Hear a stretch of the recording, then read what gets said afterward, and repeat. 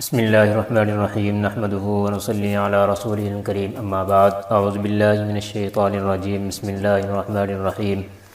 اقترب للناس حسابهم وهم في غفلة معرضون ما يأتيهم من ذکر من ربهم محدث الا استمعوه وهم يلعبون۔ یہ سورہ انبیاء ہے، 70ویں پارے کی صورت ہے اور 70واں پارہ یہاں سے شروع ہو رہا ہے۔ چونکہ صورت مکی ہے اور عام طور سے مکی صورتوں کے اندر جو بیان کیا جاتا ہے وہ بنیادی مقصد کو بیان کیا جاتا ہے۔ اسلام کی جو بنیادی عقائد ہیں، توحید ہے، رسالت ہے اور بعث بعد الموت کا اس بات ہے کہ بھئی مرنے کے بعد دوبارہ زندہ ہونا ہے۔ اس صورت کے اندر بھی ایسا ہی ہے، اور ان عقائد کے خلاف جو کفار مکہ اعتراض کیا کرتے تھے، صورت میں ان کا جواب بھی دیا گیا ہے۔ ان کے اعتراض اس طرح کے تھے کہ نبی فرشتہ کیوں نہیں ہو سکتا؟ اللہ تبارک و تعالیٰ کو جب یہ پیغامات بھیجنے تھے تو فرشتہ ہی خود نبی بن کر کے آ جاتا۔ تو اس کا جواب دیا گیا ہے کہ بھئی اللہ تعالیٰ نے انسانوں کے لیے انسانوں کو ہی نبی بنایا ہے تاکہ یہ چیز ان کو سمجھانے کے لیے اور ان سے بات چیت کرنے کے لیے بھی آسان ہو۔ بہرحال اس کو جو شروع سے جو اسٹارٹ کیا گیا ہے، اقترب للناس حسابهم، لوگوں کے لیے ان کے حساب کا وقت قریب آ پہنچا ہے۔ وهم فی غفلۃ معرضون، اور وہ ہیں کہ غفلت کی حالت میں منہ پھیرے ہوئے اعراض کر رہے ہیں، حالانکہ وقت بہت زیادہ قریب ہے۔ اعتراض ہو سکتا ہے کہ بھئی ہم 1450 سال سے دیکھتے آ رہے ہیں، یہ قرآن کریم کب نازل ہوا؟ صدیاں گزر چکی ہیں لیکن اب تک تو قریب نہیں آیا۔ لیکن اس کا جواب یہ ہے کہ بھئی وہ اللہ تبارک و تعالیٰ نے آخری نبی کو بھیجا ہے، اور آخری نبی کو بھیجنے کے بعد اب نہ کسی کتاب کو اللہ تبارک و تعالیٰ نازل کرے گا اور نہ کوئی نبی دنیا کے اندر آئے گا، چونکہ آپ صلی اللہ علیہ وسلم آخری ہیں۔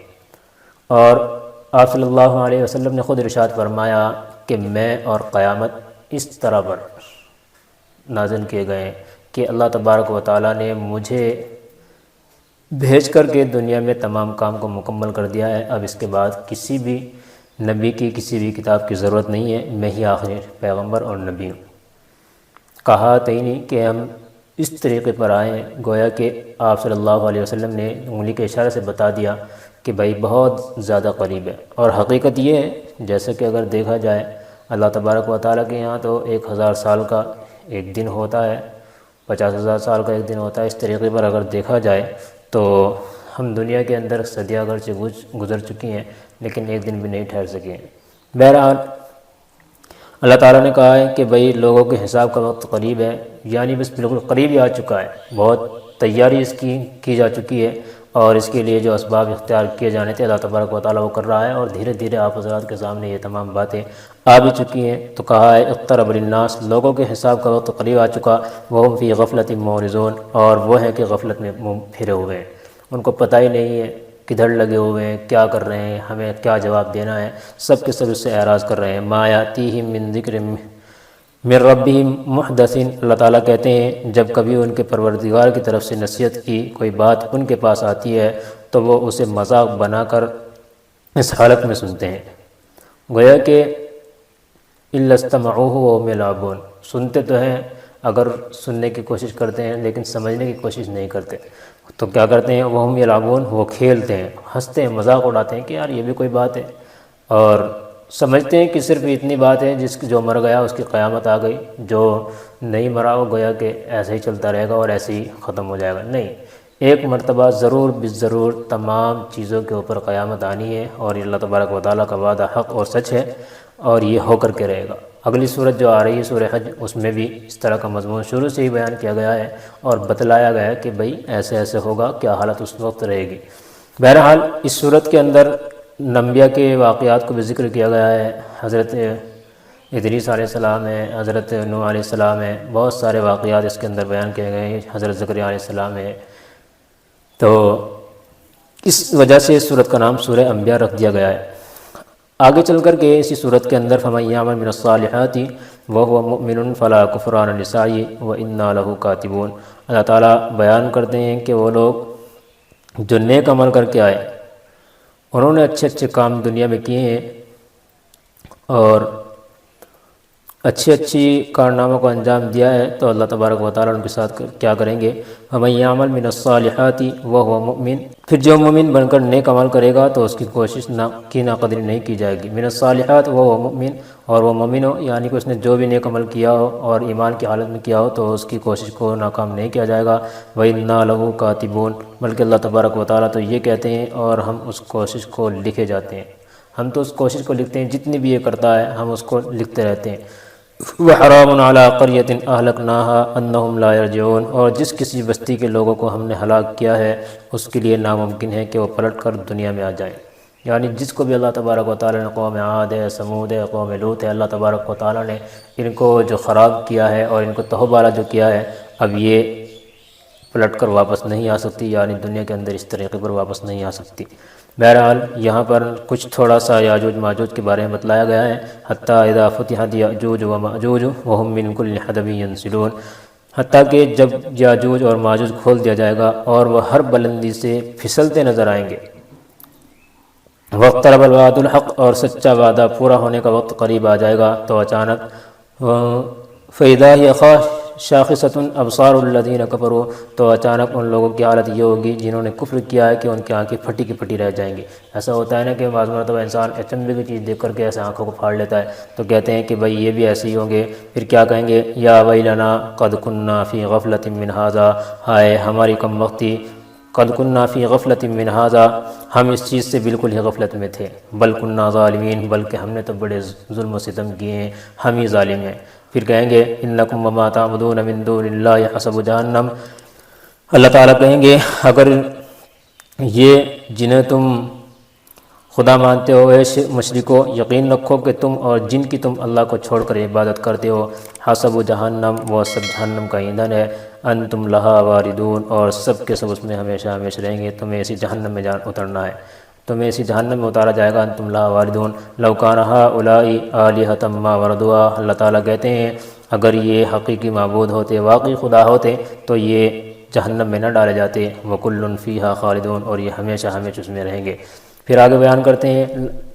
لہم فیہا زفیر وہم فیہا لا یسمعون، کہ جہنم کی حالت کیا ہوگی کہ وہاں ان کی چیخیں نکلیں گی اور وہاں وہ کچھ سن نہیں سکیں گے۔ ہوتا ہے نا بعض مرتبہ آواز شور زیادہ ہوتا ہے تو انسان ایک دوسرے کو کچھ بات کہنے کی کوشش کرتا ہے، تب بھی انسان کو اپنی آواز بھی اپنے کان تک خود نہیں پہنچ پاتی، تو گویا کہ اللہ تبارک و تعالیٰ نے جس جہنم کو تیار کر رکھا ہے وہ اتنی زبردست ہے کہ اس کے اندر اتنا شور شرابہ ان لوگوں کا ہوگا، جہنمی کا ہوگا، کہ ایک دوسرے کو کسی کی آواز کا پتہ بھی نہیں چلے گا۔ یہاں پر جب بات آئی ہے، مطلب یہ ہے کہ جو یاجوج ماجوج ہیں دوبارہ زندہ کرنا اس وقت ہوگا جب قیامت آئے گی، اور اس کی ایک علامت یہ ہوگی کہ یاجوج اور ماجوج کے وحشی قبیلے بہت بڑی تعداد میں دنیا پر حملہ آور ہوں گے، اور ایسا محسوس ہوگا کہ وہ ہر بلندی سے پھسلتے ہوئے آ رہے ہیں۔ یہ وہی ہے جو پیچھے واقعہ بھی ذوالقرنین کا گزرا ہے کہ یاجوج ماجوج کو انہوں نے بند کر دیا اور وہ بہت بڑی دیوار گویا کہ انہوں نے بنا دی۔ کہا جاتا ہے کہ اگر اس کے دیوار کے اوپر ٹرک بھی چلائے جائیں تو وہ بھی آسانی کے ساتھ گزر جایا کرتے ہیں۔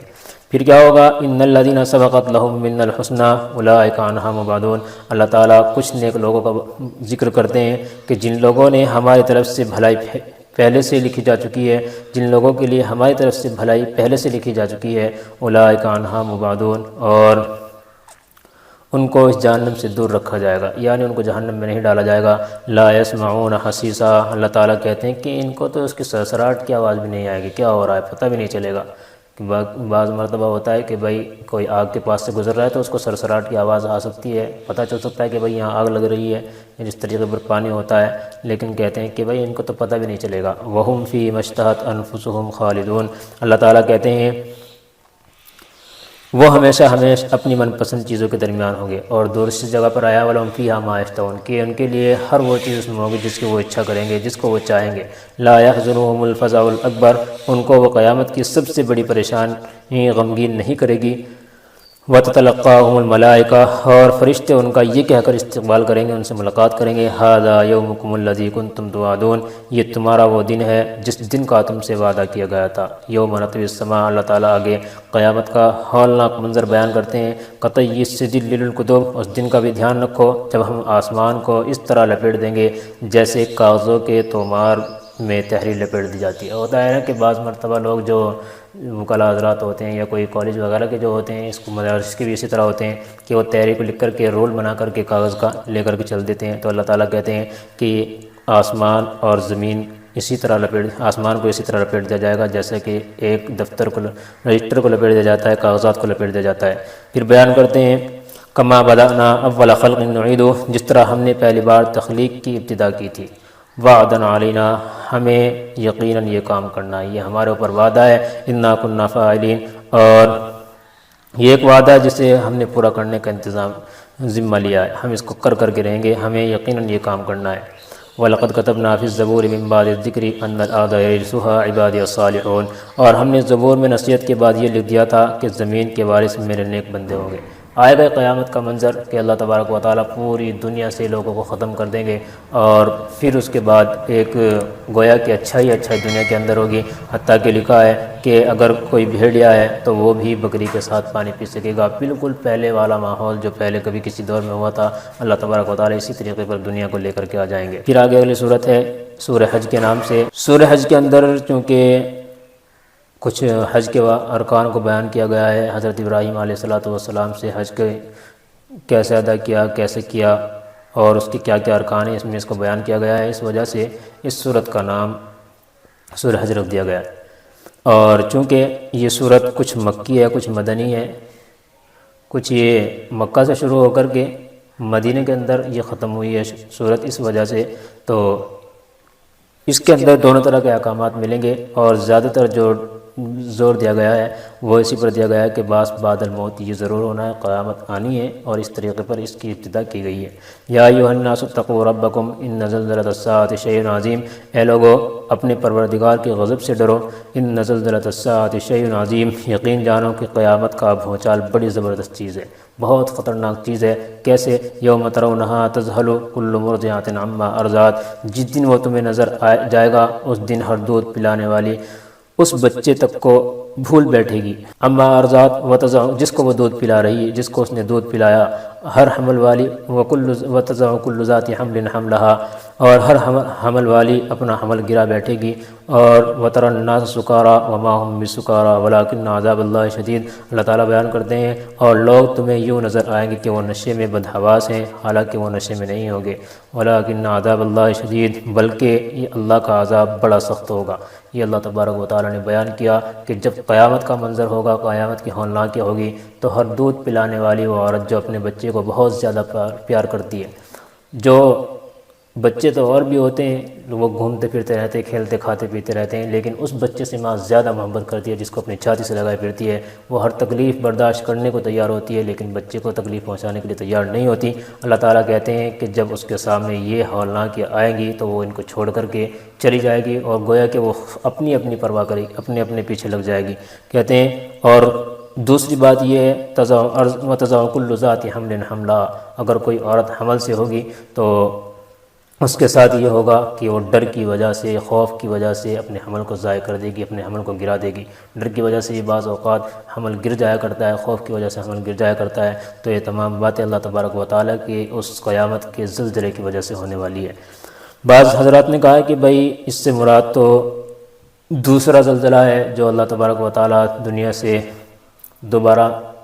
دنیا ختم کرنے کے بعد دوبارہ اٹھائیں گے، تو کہا ہے کہ بھائی اس کا مطلب یہ بھی ہو سکتا ہے کہ جو عورت جس حال میں دنیا سے جائے گی اس کو دوبارہ اللہ تبارک و تعالیٰ اسی طریقے پر اٹھائے گا، یعنی جو عورت اپنے بچے کو دودھ پلا رہی تھی اور اس کا انتقال ہو گیا تو اس کو اسی حالت میں اٹھایا جائے گا۔ کوئی عورت حمل کی حالت میں ختم ہو گئی ہے تو اللہ تبارک و تعالیٰ اس کو اسی طریقے پر اٹھائے گا، اور لیکن وہاں اٹھنے کے بعد بھی اس کے ساتھ یہی حادثہ پیش آئے گا کہ اس کے جو دودھ پلانے والے بچے ہیں وہ ان کو چھوڑ دے گی، اور جو حمل ہے اس کو گرا دے گی۔ اور لوگوں کی حالت کیا ہوگی؟ جو عام لوگ ہوں گے، وتری الناس سکارا، اور لوگوں کو آپ دیکھیں کہ وہ مدہوش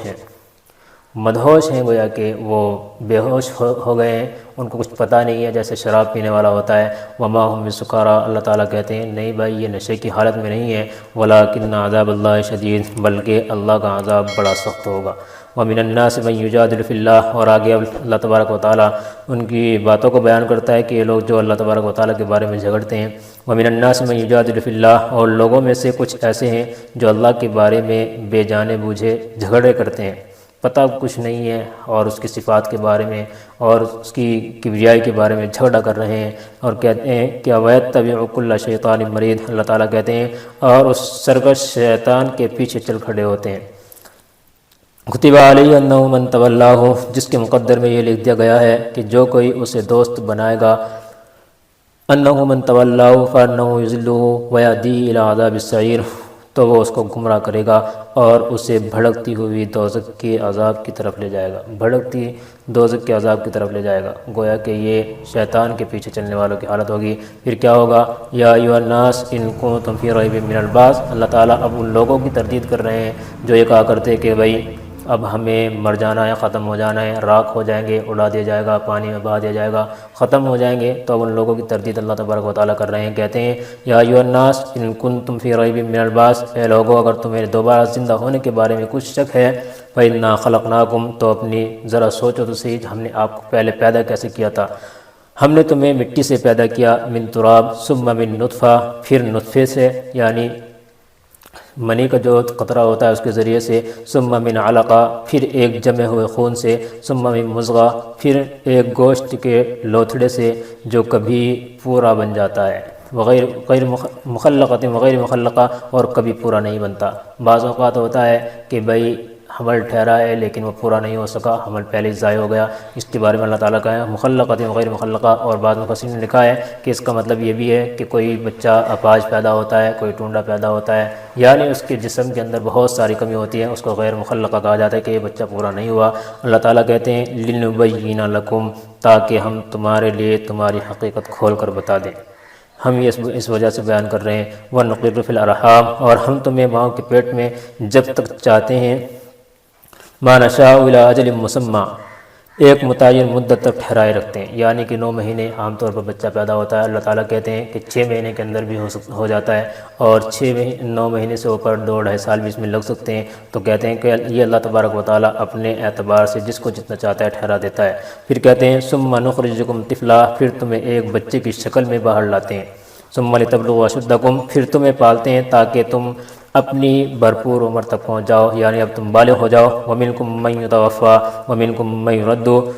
اور تم میں سے بعض وہ ہیں جو پہلے ہی دنیا سے اٹھا لیے جاتے ہیں۔ وَمِنْكُمْ مَن يُرَدُّ إِلَىٰ أَرْذَلِ الْعُمُرِ، اور تم ہی میں سے بعض وہ ہوتے ہیں جن کو بدترین عمر یعنی انتہائی بڑھاپے تک لوٹا دیا جاتا ہے۔ یہ اللہ تبارک و تعالیٰ بیان کرتے ہیں لِكَيْ لَا يَعْلَمَ مِن بَعْدِ عِلْمٍ شَيْئًا، اللہ تعالیٰ کہتے ہیں یہاں تک کہ وہ سب کچھ جاننے کے بعد بھی کچھ نہیں جانتے۔ اور اسی وجہ سے آپ صلی اللہ علیہ وسلم نے ارشاد فرمایا کہ بھائی اللہم انی اعوذ بک من ارذل العمر، کہ اللہ میں تیری پناہ میں آنا چاہتا ہوں ایسی رذیل عمر سے کہ جس میں انسان کچھ کر ہی نہ سکے، جاننے کے بعد بھی نہ جان سکے۔ تو اس سے بھی اللہ تبارک و تعالیٰ نے آپ صلی اللہ علیہ وسلم نے پناہ مانگی ہے کہ ایسی عمر سے ہماری حفاظت فرمائی جائے۔ انسان کی خواہش ہے کہ بڑا ہو جاؤں اور دنیا میں رہوں اور دنیا میں رہوں، لیکن ایسی عمر سے اللہ تعالیٰ کے نبی صلی اللہ علیہ وسلم نے پناہ مانگنے کو کہا ہے، ہمیں بھی پناہ مانگنی چاہیے۔ پھر اللہ تبارک و تعالیٰ نے اور زمین کے عقلی دلائل دیے ہیں کہ زمین وَتَرَى الْأَرْضَ حَامِدَةً، اور تم دیکھتے ہو کہ زمین مرجھائی ہوئی پڑی ہے۔ فَإِذَا أَنزَلْنَا عَلَيْهَا الْمَاءَ اهْتَزَّتْ، پھر جب ہم اس پر پانی برساتے ہیں، اہتزت تو وہ حرکت میں آ جاتی ہے، وربت اور اس میں بڑھوتری ہوتی ہے، وَأَنبَتَتْ مِن كُلِّ زَوْجٍ بَهِيجٍ، اور ہر قسم کی خوشنما چیز اگاتی ہے۔ یہ سب اللہ تبارک و تعالیٰ کی جانب سے ہوتا ہے۔ ذَلِكَ بِأَنَّ اللَّهَ هُوَ الْحَقُّ، یہ سب کچھ اس وجہ سے ہے کہ اللہ کا وجود برحق ہے، وَأَنَّهُ يُحْيِي الْمَوْتَىٰ، اور وہی ہے بے جانوں میں جان ڈالتا ہے، اور وہی ہر چیز پر مکمل قدرت رکھتا ہے۔ وَأَنَّهُ عَلَىٰ كُلِّ شَيْءٍ قَدِيرٌ، اور اللہ تعالیٰ کہتے ہیں وَأَنَّ السَّاعَةَ آتِيَةٌ لَا رَيْبَ فِيهَا، جس قیامت کے بارے میں تمہیں شک ہے اس میں کوئی شک نہیں ہے۔ وَأَنَّ اللَّهَ يَبْعَثُ مَن فِي الْقُبُورِ، اور اس لیے کہ قیامت کی گھڑی آنے والی ہے جس میں کوئی شک نہیں ہے، اور اس لیے کہ اللہ ان سب لوگوں کو دوبارہ زندہ کرے گا جو قبروں میں ہے۔ وَأَنَّ اللَّهَ يَبْعَثُ مَن فِي الْقُبُورِ، یہ اللہ تبارک و تعالیٰ نے بیان کر دیا کہ بھائی ایسا کچھ بھی نہیں ہے جو تم سمجھ رہے ہو، جو کفار کے اعتراض تھے، جو ان کے اعتراض کرنے والے تھے، ان کے اوپر گویا کہ یہ ایک تماشا مار دیا گیا ہے۔ اللہ تعالیٰ ہمیں سمجھ کے عمل کی توفیق نصیب فرمائے، اور بعث بعد الموت کا یقین ہمارے دلوں کے اندر جما دے۔ جس نے بھی اس عقیدے کے خلاف کام کیا گویا کہ وہ ایمان سے خارج ہو چکا ہے، اس کے اندر کوئی اس طرح کی چیز نہیں بچی ہے جو اس کو بچا سکتی ہو۔ اللہ تعالیٰ ہمیں سمجھ کے عمل کی توفیق نصیب فرمائے، اور ہمیں بھی اپنی زندگی کی قدر کرنے کی توفیق نصیب فرمائے، صحت کی قدر کرنے کی توفیق نصیب فرمائے۔ وآخر دعوانا الحمدللہ رب العالمین۔